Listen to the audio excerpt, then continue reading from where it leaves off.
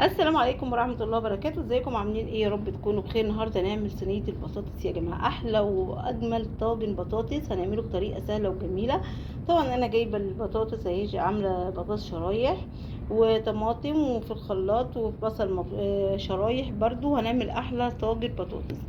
هنعملها في الصينية طبعا ومن غير فرن. يلا نشوف هنعملها ازاي. اهو يا جماعة، طبعا انا جبت الصينية بتاعتي اهيت وحطيت البطاطس. هحط عليها البصل المبشور اهو، شايفين اهو يا جماعه. دلوقتي بعد ما احط البصل المبشور هنزل بالطماطم بتاعتي كلها، شايفين.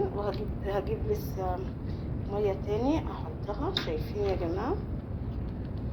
اهو يا جماعه زي ما انتم شايفين، انا دلوقتي حطيت البطاطس بتاعتي كلها تستوي اهو. طاجن البطاطس دلوقتي، وهجيب مرقه.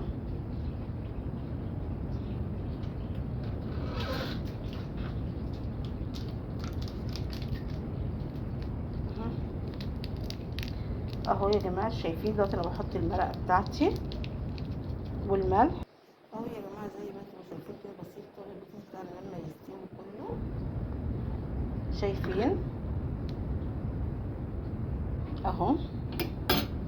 طبعا لازم يستوي طاجن البطاطس كله. طبعا حطيت ملح، حطيت مرقه، حطيت شطه، حطيت شطه صغيره اهو زي ما انتم شايفين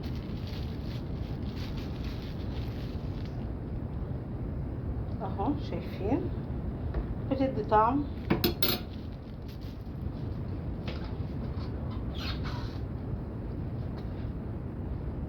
اهو يا جماعه زي ما انتم شايفين كده. اسهل طاجن بطاطس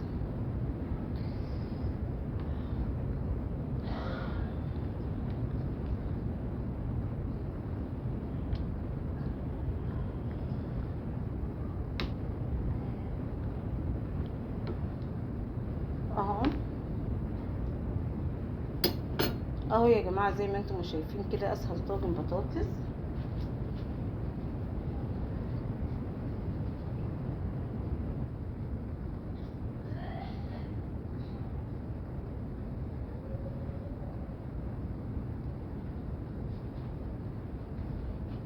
اهو يا جماعه. طريقه سهله وجميله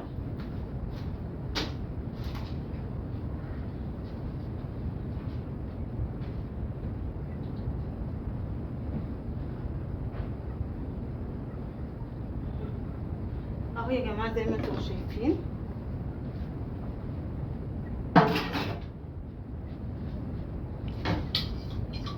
اهو. بنسيبها كده لما تستوي براحتها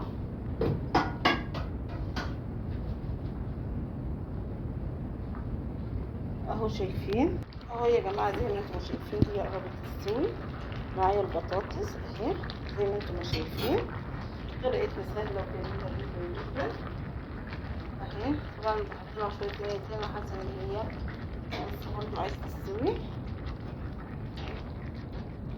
اهو،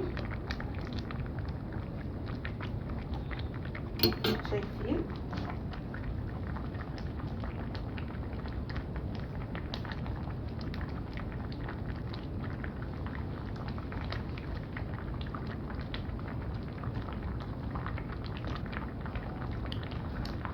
اهو يا جماعه، شايفين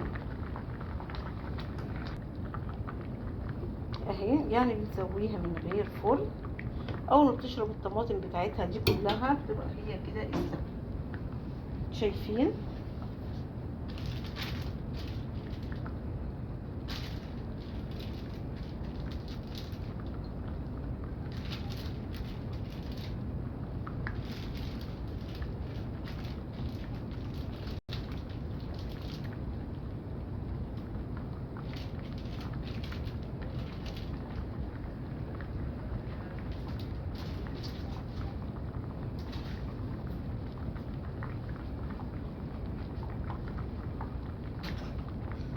اهو يا جماعه، شايفين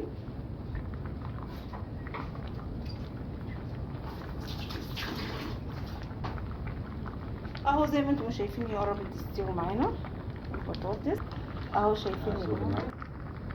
اهو يا جماعه شايفين البطاطس بتاعت طنط ام عمرو، جميله بتاعت طنط ام عمرو من غير فرن. وبعد ما بتستوي خالص تشرب الطماطم بتاعتها بندخلها الفرن تاخد الوش الاحمر الجميل بتاعها.